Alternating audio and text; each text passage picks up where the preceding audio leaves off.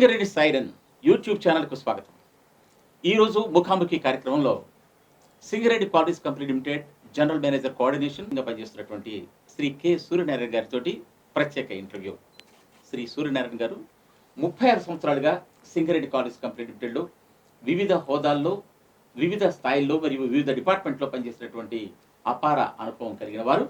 ఆయన రాష్ట్రపతి గారి ద్వారా ఉత్తమ రక్షణ గనిగా ఆయన పనిచేసిన గనికి అవార్డు లభించడం జరిగింది. ఆయన రాష్ట్రపతి గారి ద్వారా ఆ అవార్డును స్వీకరించారు. అలాగే ఏపీఎన్ శర్మ గారు సింగరేణి సంస్థ చైర్మన్ మరియు ఎండీగా ఉన్న కాలంలో ఉత్తమ అధికారిగా కూడా ఆయన అవార్డును స్వీకరించారు. అలాగే ప్రస్తుతం అత్యంత కీలకమైన జనరల్ మేనేజర్ కోఆర్డినేషన్గా బాధ్యతలు నిర్వహిస్తున్నారు. నమస్కారం సార్. నమస్తే అండి. మీ అనుభవాలు పంచుకునే ముందు మీ బాల్యం, తర్వాత మీ చదువు, మీరు సింగరేణి కాలేజ్ కంపెనీ లిమిటెడ్లో చేరటం, ఆ ప్రస్థాన కొంచెం వివరించాల్సిందిగా కోరుతున్నాను. మాది సొంత ఊరు సూర్యాపేట అండి. అది నల్గొండ డిస్టిక్లో ఉండేది ఒకప్పుడు.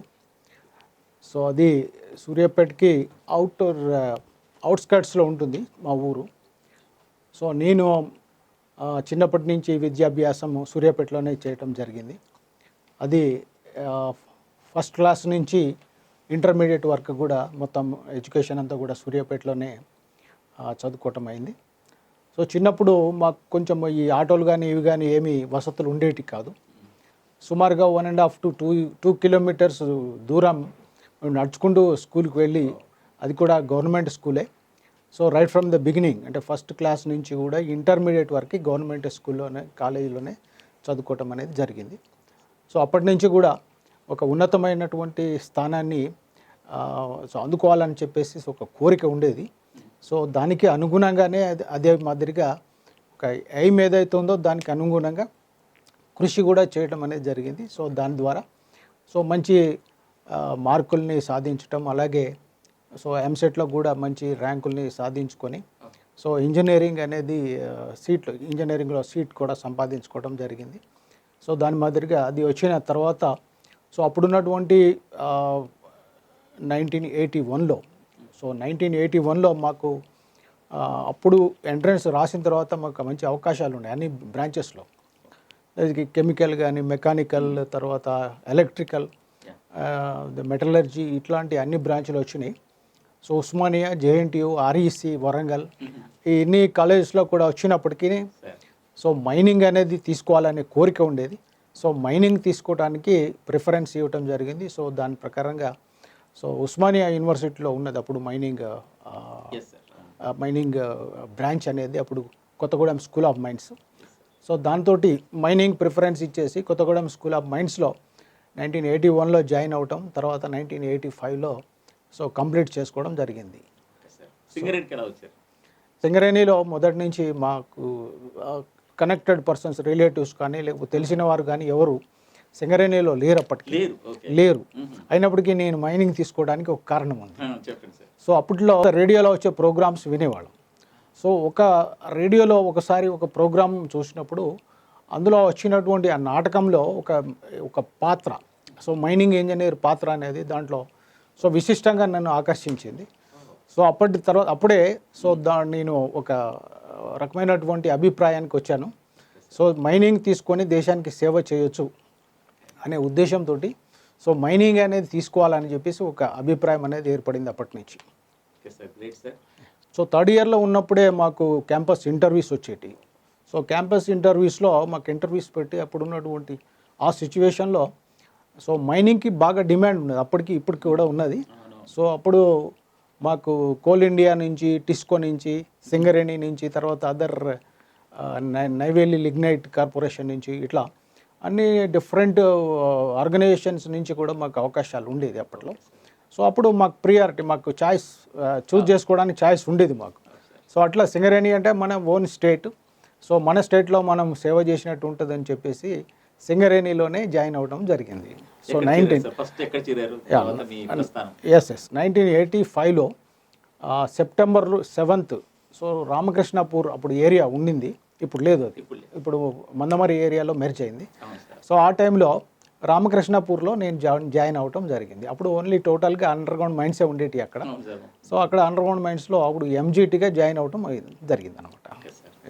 తర్వాత మీరు మేనేజర్ స్థాయి ఎట్లాగా ఎక్కడ ఏ ఏరియాలో పనిచేశారు? సో అక్కడ అండర్ మేనేజర్గా అంటే ఎంజిటి తర్వాత under manager. So gas testing తర్వాత సర్టిఫికేట్ తెచ్చుకోవడం డీజీఎంఎస్ నుంచి సెకండ్ క్లాసు. ఆ తర్వాత సెకండ్ క్లాస్ వచ్చిన తర్వాత ఈ ఫీల్డ్ ఎక్స్పీరియన్స్ని బట్టి మళ్ళీ ఫస్ట్ క్లాస్ రాసుకోవడానికి అవకాశం ఉంటుంది. సో ఫస్ట్ క్లాస్ రాసిన తర్వాత మళ్ళీ అసిస్టెంట్ మేనేజర్గా ప్రమోషన్ వస్తుంది. సో అప్పుడు 89లో నాకు 89లో నాకు అవకాశం వచ్చింది ఫస్ట్ క్లాస్ రాయటానికి. సో అప్పుడు ఫస్ట్ క్లాస్ రాయటం జరిగింది. దాని తర్వాత ధన్బాద్కి ఓరల్ ఇంటర్వ్యూస్ కూడా వెళ్ళటం జరిగింది. దాని తర్వాత ఇమీడియట్గా ఫస్ట్ క్లాస్ క్లియర్ అయిపోయింది. సో ఇమీడియట్లీ 1990లో నాకు సో అసిస్టెంట్ మేనేజర్గా ప్రమోషన్ కంపెనీ ఇచ్చింది. సో RK1 నుంచి RK3కి అండర్ మేనేజర్గా చేసిన తర్వాత RK5కి యాజ్ డిప్యూటీ మేనేజర్గా అక్కడికి పోస్ట్ చేయడం జరిగింది. సో అక్కడ ఒక 4 years పని చేశాను. దాని తర్వాత మళ్ళీ నాకు ఇల్లందుకు ట్రాన్స్ఫర్ వచ్చింది. ఇల్లందులో కూడా మొత్తం మైన్స్లో ట్రైనప్ చేసి ఆ తర్వాత జనరల్ మేనేజర్ అప్పుడు శ్రీ కేఆర్సి రెడ్డి గారు నాతో ఇంటర్వ్యూ చేసి సో నాకు సూటబిలిటీ అక్కడ ఓపెన్ కాస్ట్ అని చెప్పేసి సో అక్కడి నుంచి నన్ను JKOC ఓపెన్ కాస్ట్లో అక్కడ పోస్టింగ్ చేయడం జరిగింది. సో అక్కడ అనదర్ 1994 to 98 వరకు అసిస్టెంట్ మేనేజర్, తర్వాత OC2 ఒక ప్రాజెక్ట్ ఉండేది JKOC2 అనేది. సో దానికి ఇన్ఛార్జ్ కూడా నన్ను అక్కడ ఇచ్చారు. సో అది కూడా చేయటం జరిగింది. ఆ తర్వాత సేఫ్టీ ఆఫీసర్గా అటు నుంచి తర్వాత మేనేజర్ ప్రమోషన్, మేనేజర్గా MVK1 ఇంక్లైన్కి మేనేజర్గా పోస్ట్ చేశారు. నేను 1998 నుంచి మేనేజర్గా ఛార్జ్ తీసుకున్నా MVK1లో. అప్పటికి MVK1లో CVRT ఇండెక్స్ 45 ఉండేది అమ్మాయిలో. సో అప్పటికి అంత ముందర నేను వెళ్ళక ముందర ఒక యాక్సిడెంట్లో 4 చనిపోవటం, సబ్సిక్వెంట్ ఇయర్స్లో 1 persons ఆ మైన్లో చనిపోవటం జరిగేది. సో అట్లా CVRT ఇండెక్స్ బాగా ఉండింది. సో అదే క్రమంలో ఒకరోజు ఒక fine day so all inspectors DMS, DYDG, DMS electrical, mechanical అట్లా 4 ఇన్స్పెక్టర్లు ఒకటే రోజు వచ్చి ఇన్స్పెక్షన్ చేశారు. అప్పటికే మేము తీసుకున్నటువంటి చర్యలు without intimation, yes, sudden visit చేశారు. సో అప్పుడు వచ్చి చూసిన తర్వాత సో మైన్ని ఆల్రెడీ ఎంత ముందర నుంచే we have taken lot of care and precaution తీసుకోవడం మూలన వాళ్ళు వచ్చి చూసినా కూడా they could not identify anything. So that was safe, mine was safe.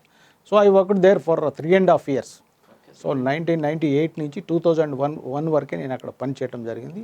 Subsequently mine about to be closed. అది ఆ క్రమంలో నన్ను అక్కడి నుంచి నా పర్ఫార్మెన్స్ చూసి అదే ఆ టైంలో ఉన్నప్పుడే సో అక్కడ we have taken so lot of steps to improve the performance. అక్కడ బ్లాస్టింగ్ 2 ఫేస్లు బ్లాస్ట్ చేసేవాళ్ళు, దాన్ని 3వ ఫేస్ కూడా బ్లాస్ట్ చేయాలని చెప్పి అప్పుడు ఇన్సిస్ట్ చేసి చేయడం జరిగింది. దాని ద్వారా ఏంటంటే అక్కడ ప్రొడక్టివిటీ 0.4 ఉన్నది 0.8కి పట్టుకొచ్చాం.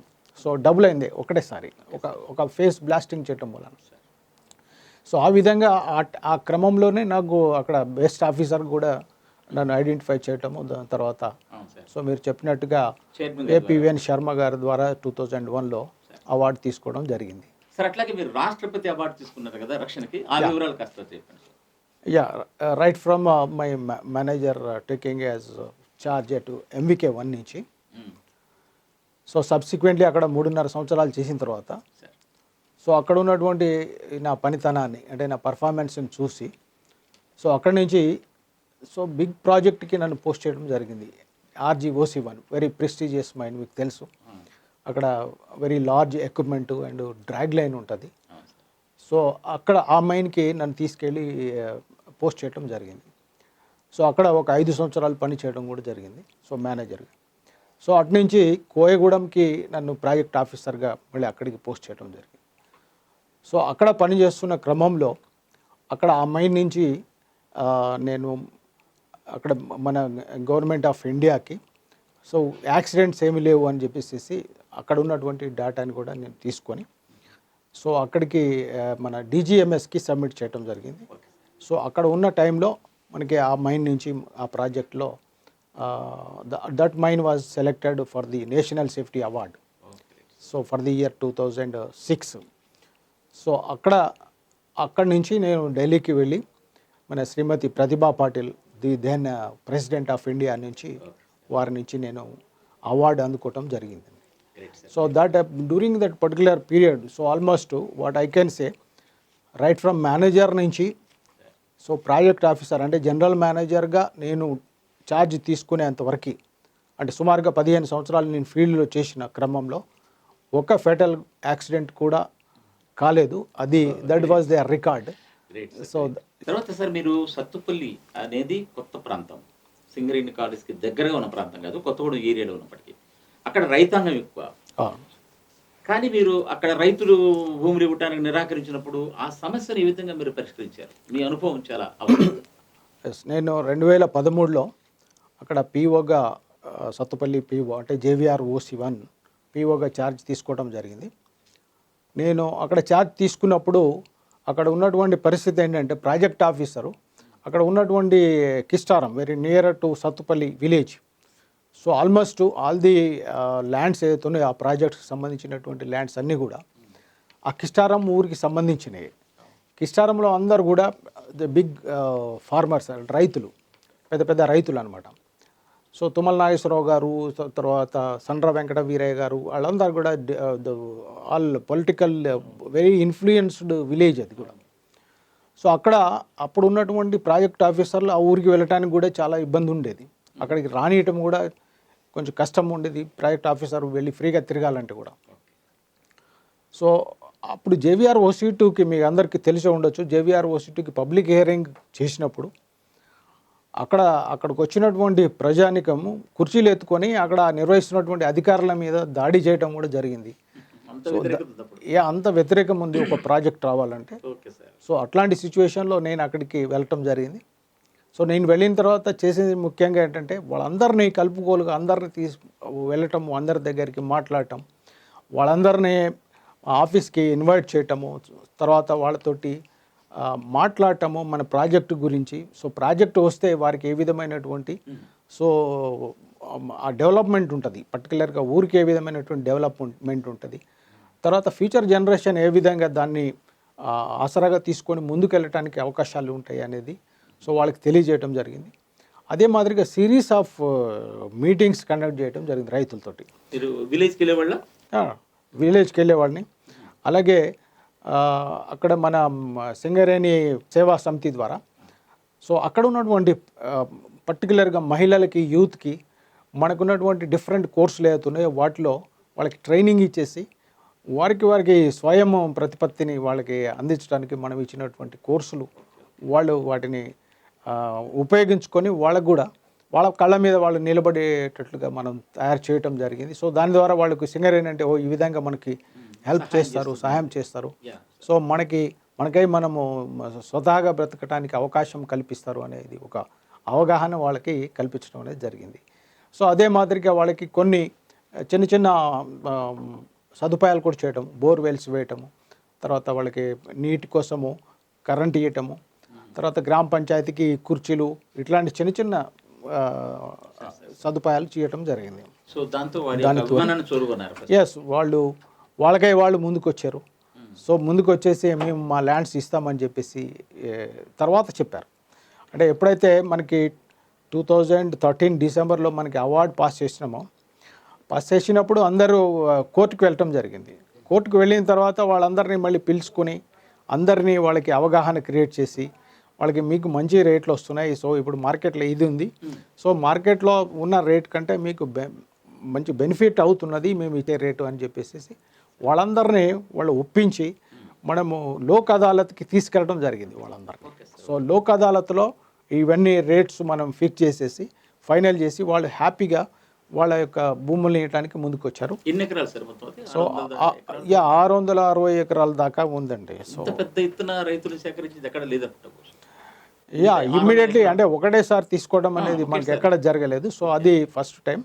సో దాన్ని తీసుకోవడం జరిగింది. అదే కాకుండా ఇప్పుడు అక్కడే ఉన్నటువంటి కిస్టారం ఓపెన్ కాస్ట్ మైన్ కూడా ఈ కిస్టారంకి ఆనుకొనే ఉంటుంది ఈ ప్రాజెక్టు. సో అక్కడ ఇప్పుడు మనము ఏదైతే మనం కార్డియల్ రిలేషన్ మెయింటైన్ చేసామో ఆ ఊరితోటి, సో అక్కడ మనం పబ్లిక్ హియరింగ్ కండక్ట్ చేసినప్పుడు ఆ ఊరికి పక్కన ఉన్న ఏ ఒక్కరు కూడా మాకు ఈ ప్రాజెక్ట్ వద్దని చెప్పలేదు. ద గ్రేట్ థింగ్ ఈస్ వాళ్ళు ఎస్ అక్కడి నుంచి వచ్చిన జాయింట్ కలెక్టర్ ఎవరైతే ఉన్నారో ఇట్లాంటి పబ్లిక్ హియరింగ్ సర్వీస్లో చూడలేదని చెప్పేసి ఆయన అప్రిషియేట్ చేశారు. Great sir. అట్లాగే మీరు RG3 ఏరియాలో పనిచేసినప్పుడు కూడా ఈ తరహా ల్యాండ్ ఎక్విజిషన్ ఇష్యూస్ని చాలా చక్కగా డీల్ చేసినట్టు విన్నాను సార్. ఎస్ ఆ వివరాలు ఏమైనా చెప్తారా? ఎస్ RG3లో నేను 2018లో ఛార్జ్ తీసుకోవడం జరిగిందండి అక్కడ. సో తీసుకున్నప్పటికీ అక్కడ కొన్ని క్రూషియల్ డిసిషన్స్ తీసుకొని ఎట్లయితేనే అక్కడ ఉన్నటువంటి OC2 ప్రాజెక్టు మరియు ప్రతిష్టాత్మకంగా మనము చేపట్టినటువంటి అడ్రియాల లాంగ్ వాల్ ప్రాజెక్టు రెండు కూడా అక్కడ బంద్ కావాల్సినటువంటి సిచ్యువేషన్ ఉండేది. సో అక్కడ మెయిన్గా ఈ రెండు ప్రాజెక్టుల మీదుగా వెళ్ళేటువంటి SRSP L6 కెనాల్ అంటారు. సో ఆ కెనాల్ని డైవర్ట్ చేస్తే తప్ప అక్కడ రెండు ప్రాజెక్టులు నడిచే పరిస్థితి లేదు. సో ఆ టైంకి ఎస్ ఆ టైంకి ఏంటంటే అక్కడ ఒక ఊరుని తీసేయాలి. ఫస్ట్ ఆ రచ్చపల్లి ఊరు అనే ఊరిని అక్కడి నుంచి తొలగించాలి. రెండోది అక్కడ గవర్నమెంట్ ల్యాండ్ ఉన్నది సుమారుగా ఒక 150 ఎకరాలు, అది అసైన్ చేసినారు, గవర్నమెంట్ అసైన్ చేసిండ్రు. సో రైతులు ఉన్నారు దాని మీద. సో ఆ రైతులని ఒప్పించి వాళ్ళకి పరిహారాన్ని చెల్లించి ఆ ల్యాండ్ మనం తీసుకొని దాన్ని డైవర్షన్ చేసి ఆ రచ్చపల్లి ఊరు లోపలికి వెళ్ళి మనము L6 కెనాల్ని బయటకు తీసుకెళ్తేనే ఈ రెండు ప్రాజెక్టులు నడిచే పరిస్థితి. చాలా చాలా క్లిష్టమైన సందర్భం సార్. ఎస్ అక్కడ. సో ఆ టైంకి అన్ఫార్చునేట్లీ ఆర్ ఫార్చునేట్లీ ఏమైందంటే అది డిసెంబర్ మంత్కి వచ్చేటప్పటికి మనకి ఎలక్షన్స్ వచ్చినాయి. సో ఎలక్షన్స్ ఒక ఈ అసెంబ్లీ ఎలక్షన్స్, పార్లమెంటరీ ఎలక్షన్స్ కాకుండా మళ్ళీ అన్ని ఎలక్షన్స్ కూడా గ్రామ పంచాయతీ ఎలక్షన్స్ ఇవన్నీ వరుసగా వచ్చినాయి. సో ఆ టైంకి ఏంటంటే మనకి project is crucial. L6 canal మనం డైవర్ట్ చేయాల్సిన అవసరం ఉంది. ఒక పక్కన వాళ్ళకి కంపన్సేషన్ పే చేయడానికి లేదు గవర్నమెంట్. ఇప్పుడు కలెక్టరేట్ నుంచి సో ఎలక్షన్ కోడ్ ఉంది కాబట్టి మేము పే చేయలేమని చెప్పారు. సో అప్పుడు ఇంకా పరిస్థితి ఏంటి, ఏం చేద్దామని చెప్పేసి వాళ్ళకి ఇంపార్టెంట్ పర్సన్స్ అని నేను వాళ్ళని పిలుచుకొని వాళ్ళతో మాట్లాడి వాళ్ళ ఊరికి కూడా వెళ్ళి వాళ్ళందరినీ కన్విన్స్ చేసి నా మీద మీరు భరోసా పెట్టండి, మీ కాంపన్సేషన్ నేను ఇప్పించే బాధ్యత నేను తీసుకుంటాను, నేను ఎక్కడికి పోను అని చెప్పేసి నా మాటతోటి వాళ్ళు మనకి ఆ ల్యాండ్ నుంచి మన L6 కెనాల్ వేసుకోవడానికి వాళ్ళు పర్మిట్ చేశారు. So without paying compensation they accepted. So we have been allowed. So దాని తర్వాత మనం కెనాల్ డైవర్ట్ చేయడం జరిగింది. ఇదే కాకుండా రచ్చపల్లిలో ఈ కెనాల్ అలైన్మెంట్ ఎట్లా వచ్చిందంటే రచ్చపల్లి విలేజ్ సర్పంచి ఇల్లు మీద నుంచి పోతుంది. సో అయినా కూడా అతనితో మాట్లాడి రిపీటెడ్గా మాట్లాడి కన్విన్స్ చేసి ఆయన వాళ్ళ ఇంట్లో వాళ్ళని షిఫ్ట్ చేసి మంతనికి. సో ఆ ఇల్లుని మనం తీసుకొని ఆ చుట్టుపక్కల ఉన్న ఇల్లు కూడా తీసేసుకొని, అంటే ఎందుకంటే అప్పటి వరకు మనం కాంపెన్సేషన్ పే చేయలేదు, ఇంకా విలేజ్కి చేయలేదు, విలేజ్ కానీ లేకపోతే R&R ప్యాకేజ్ కానీ ఇవ్వాలి. సో అలాంటి సిచ్యువేషన్లో వాళ్ళని కన్విన్స్ చేసి సర్పంచ్ ఇల్లు మీద నుంచి మనం కాల్వని డైవర్ట్ చేసుకున్నాం. So these are all possible only with good relations. Yes, ఇప్పుడు మొత్తం టోటల్గా మనం ప్యాకేజ్ ఇవ్వటం జరిగింది. సో వాళ్ళకి కాలనీ మనము టోటల్గా ప్రిపేర్ చేసినాం. రోడ్డు R&R సెంటర్లో బిట్టుపల్లిలో R&R సెంటర్ తయారు చేసాం. వాళ్ళు కూడా ఎస్ రోడ్లు వేసాము, చెట్లు నాటించాము, తర్వాత ఓవర్ హెడ్ వాటర్ ట్యాంక్, తర్వాత కరెంటు పోల్స్ ఇచ్చినాము, స్కూల్స్ కట్టించినాము వాళ్ళకి, పంచాయతీరాజ్ ఆఫీస్ బిల్డింగ్ కట్టించినాము. సో అన్నీ కూడా వాళ్ళకి కావాల్సినటువంటి ఊరికి కావాల్సిన సదుపాయాలన్నీ కూడా చేసాం. సో దాన్ని వాళ్ళు చాలా మెచ్చుకున్నారు. ఒక సందర్భంలో మనకి సర్పంచ్ కూడా మనకు స్టేట్మెంట్ ఇచ్చినారు మనకి వీడియోలో. Yes, so they are happy.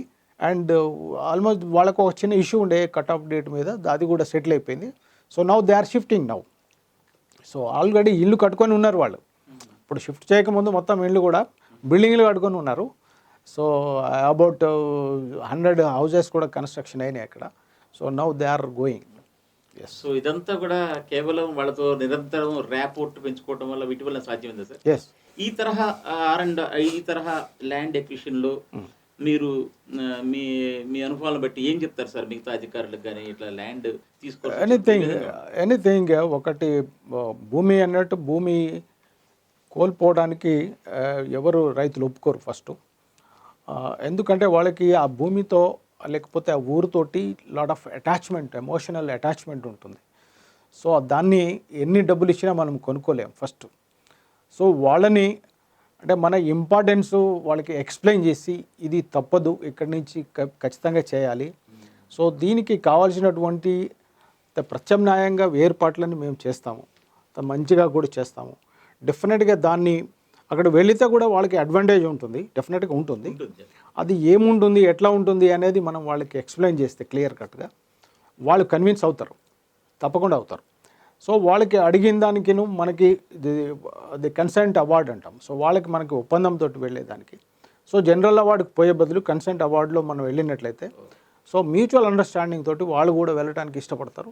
So మనకి టైమ్లీ మనకి కూడా చేతికి మన ప్రాజెక్ట్ వస్తుంది. So that is the thing what we have to adapt. చాలా గొప్ప విజయంగా చెప్పుకోవచ్చు సార్. ఇప్పుడు మీరు మోడల్గా తయారు చేస్తున్నటువంటి ఆర్&ఆర్ సెంట్రైజర్తో దాన్ని ఇతర ప్రాంతాల్లో ఇదే విధంగా భూములు ఇచ్చి రైతులు చూపిస్తే ప్రయోజనం ఉంటుందేమో సార్?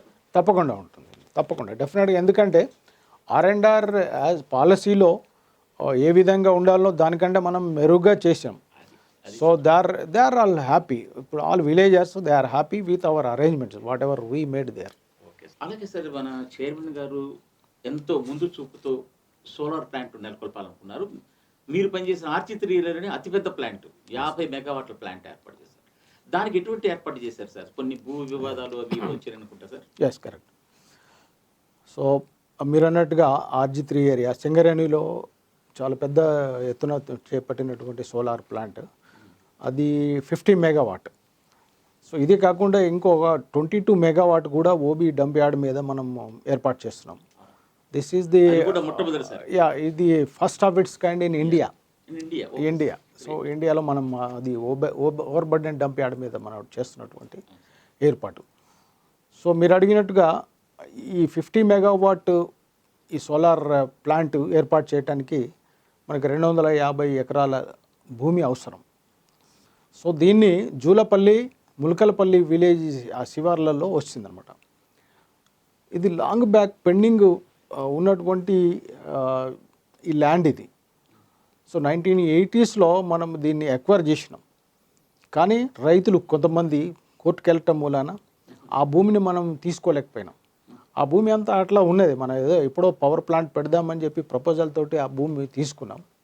బట్ దాన్ని మనం యూటిలైజ్ చేసుకోలేకపోయినాం. రైతులు కూడా మనకు భూమి ఇవ్వలేదు. సో ఇట్లాంటి ఈ క్రమంలో దీన్ని మనం ఇమీడియట్గా మనం సోలార్ ప్లాంట్ పెట్టుకోవాలి.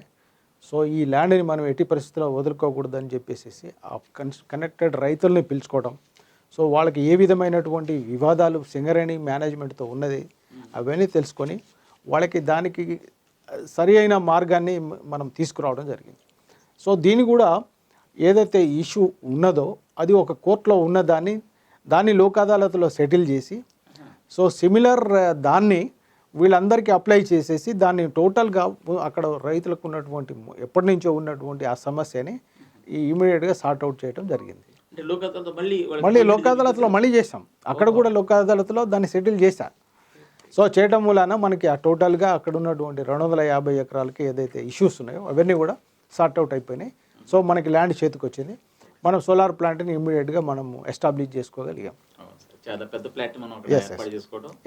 రామగుండం రీజన్కి అది ఒక తలమానికంగా ఉన్నది. సో దీని తర్వాత సబ్సిక్వెంట్లీ అదానీ గ్రూప్ ఆఫ్ కంపెనీస్కి మనం ఇచ్చాము. ఆ 22 మెగావాట్ ఏదైతే మనం ఫస్ట్ ఇట్స్ కైండ్ చెప్తున్నామో అది ఓబీ డంప్ యార్డ్ మీద కూడా ఆ 22 మెగావాట్ వచ్చేస్తుంది మనకి. సో టోటల్గా ఆర్జీ3 ఏరియా నుంచి సో 72 మెగావాట్ సోలార్ పవర్ అనేది మనం తీసుకుంటున్నాం. దీని ద్వారా మనకి లాట్ ఆఫ్ మనీ మనం కంపెనీకి సేవ్ చేస్తాం. గ్రేట్ సార్, గ్రేట్ చెప్పండి సార్. ముఖ్యంగా కరోనా సమయంలో కూడా మీరు కోఆర్డినేషన్గా ఉన్నారు. తర్వాత ఏమో చైర్మన్ గారు అందరికీ పరీక్షలు చేయించడం, అందరికీ వ్యాక్సినేషన్ చేయించడం, ఈ సమయంలో మీరు ఇక్కడ ఉన్నారు. మీ అనుభవాలు చెప్పండి సార్, ఇది ఎలా సాధ్యం చేశారు? కొన్ని సందర్భాలలో మనకి వ్యాక్సినేషన్ దొరకడం కూడా ఇబ్బంది ఉంది. ఎందుకంటే స్టేట్ గవర్నమెంట్లో కూడా లేకుండే, మీ అందరికీ తెలుసు. సో అట్లాంటి టైంలో కూడా మనము కంపెనీస్ డిఫరెంట్ మ్యానుఫ్యాక్చరింగ్ కంపెనీస్లో కూడా వెళ్ళటం జరిగింది.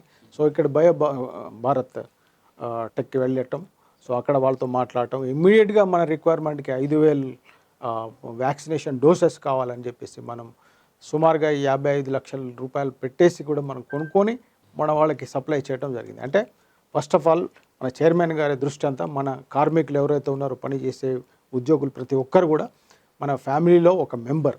సో మనం ఒక మెంబర్నే మనం ఎట్టి పరిస్థితుల్లో మనం లూజ్ కాకూడదు అనే ఉద్దేశంతో ఎంత ఖర్చు అయినా పర్వాలేదు అని చెప్పేసి వ్యాక్సినేషన్ కోసం సో సార్ వెరీ స్ట్రిక్ట్గా ఇన్స్ట్రక్షన్ ఇవ్వటము, వాళ్ళతో మాట్లాడటము, ఫార్మ్తో మాట్లాడటము, అక్కడి నుంచి తెప్పించడం, సో ఇమ్మీడియట్గా రాత్రే పంపించడం. అక్కడ మన ఏరియాస్లో ఉన్నటువంటి హాస్పిటల్స్, డిస్పెన్సరీస్లో మన వ్యాక్సినేషన్ సెంటర్లని క్రియేట్ చేసి అక్కడ మనకు సరిపోకపోతే, మనకు ఉన్నటువంటి మెడికల్ స్టాఫ్ సరిపోకపోతే మనము దానికి సూటబుల్గా మెడికల్ స్టాఫ్ని, డాక్టర్స్ని, స్పెషలిస్ట్లని మనం హైర్ చేసుకోవటము, వాళ్ళని పెట్టడము జరిగింది. సో తద్వారా మనకి ఎక్కడ కూడా ఎలాంటి అవాంఛనీయ సంఘటనలు లేకుండా మనం వాళ్ళకి వ్యాక్సినేషన్ చేపట్టడం జరిగింది. సో 100% మనం వ్యాక్సినేషన్లో సక్సెస్ఫుల్ అయినామని చెప్పి ఈ సందర్భంగా నేను తెలియజేస్తున్నాను. Great sir, great achievement sir. ఈ కరోనా సమయంలో చాలా క్లిష్టమైన పరిస్థితులు మనం ఎదుర్కొన్నాం. ఒకనొక దశలో గత ఏడాది మొత్తం ఉత్పత్తిని సగానికి కుదించుకున్నాం. కానీ ఇప్పుడు గత ఏడాది కంటే దాదాపు 90% పైగా మనం రవాణా చేయగలుగుతున్నాం. ఎలా సాధ్యమైంది సార్? రవాణాకి ముందు రవాణా ఎక్కువ కావాలంటే మన దగ్గర ఉన్నటువంటి మాల్ ఏదైతే ఉందో అది పర్ఫెక్ట్ ఉండాలి. అంటే మన దగ్గర ఉన్నటువంటి మాల్ అయితే బొగ్గు, సో మనం ఉత్పత్తి చేసేటువంటి బొగ్గు క్వాలిటీ మంచిగా ఉన్నట్లయితే మన కస్టమర్స్ ఎప్పుడు ఆల్వేస్ మన వెనకాలే ఉంటారు.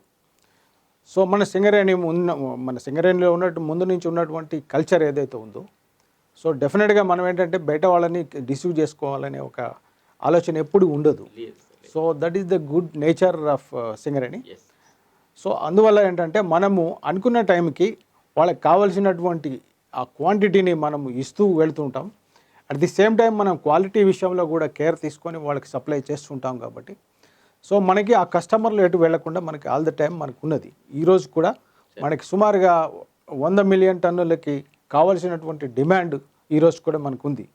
సో మనం ఈ సంవత్సరం ఏదైతే ఏర్పరచుకున్నామో 70 million tons of coal, so ఆ 70 మిలియన్ టన్స్ కోల్ తీసుకోవడానికి మన కస్టమర్స్ రెడీగా ఉన్నారు.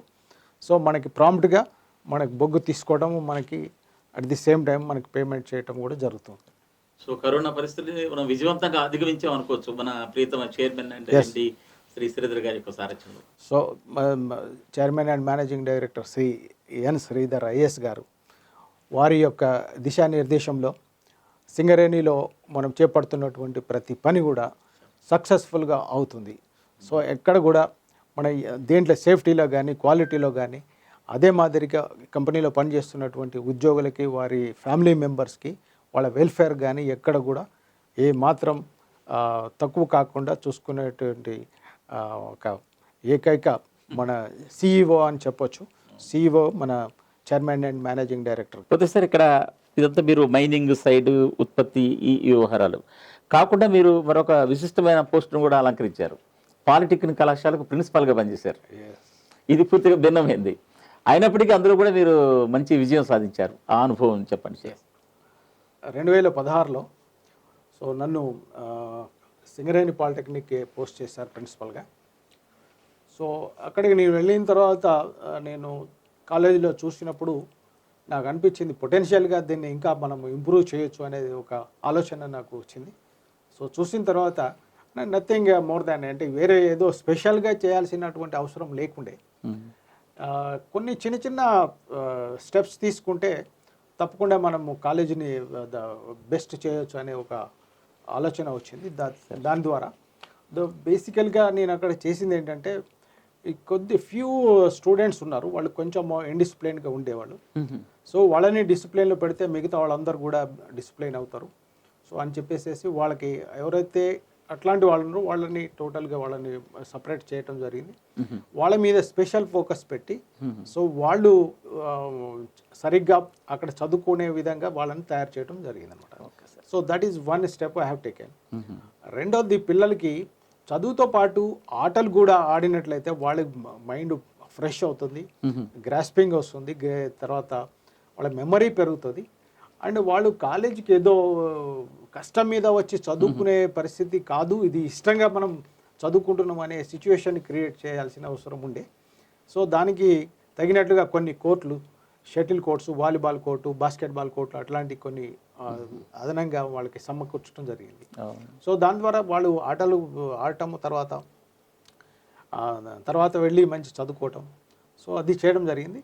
ఇదే కాకుండా కాలేజీలో నేను చేసింది ఏంటంటే, కాలేజీ స్టార్ట్ అయిన దగ్గర నుంచి అప్పటి వరకు 2005లో అప్పుడు స్టార్ట్ అయింది కాలేజీ. సో 2005 నుంచి 2016 వరకు సో ఎన్ని బ్యాచ్లు అయితే బయటకు వెళ్ళినాయో వాళ్ళందరూ ఈచ్ స్టూడెంట్స్ కాంటాక్ట్ నెంబర్స్ ఉండేటి, అవన్నీ తీసుకొని సో వాళ్ళందరికీ ఫోన్లు చేసేసి వాళ్ళు ఇప్పుడున్న సిచ్యువేషన్ ఏంటి, ఏం చేస్తున్నారు వాళ్ళు అది చదివిన తర్వాత వాళ్ళు ఉద్యోగంలో చేరినరా, లేకపోతే ఫర్దర్ హైయర్ ఎడ్యుకేషన్కి పోయి ఇంకా ఎక్కడైనా సెటిల్ అయినారా, లేకపోతే ఖాళీగా ఉన్నారా, ఇలాంటి అన్నీ తీసుకొని సో అదంతా ఒక ప్రజెంటేషన్ తయారు చేసేసి అక్కడ ఉన్నటువంటి స్టాఫ్కి, కాలేజీ లెక్చరర్స్కి, తర్వాత అందరికి హెచ్ఓడీస్కి అందరికి. అంటే మీ పరిస్థితులు ఏం తెలియదు సార్, వాళ్ళంతా ఏం చేస్తున్నట్టు, ఉద్యోగాలు చేస్తున్నట్టు?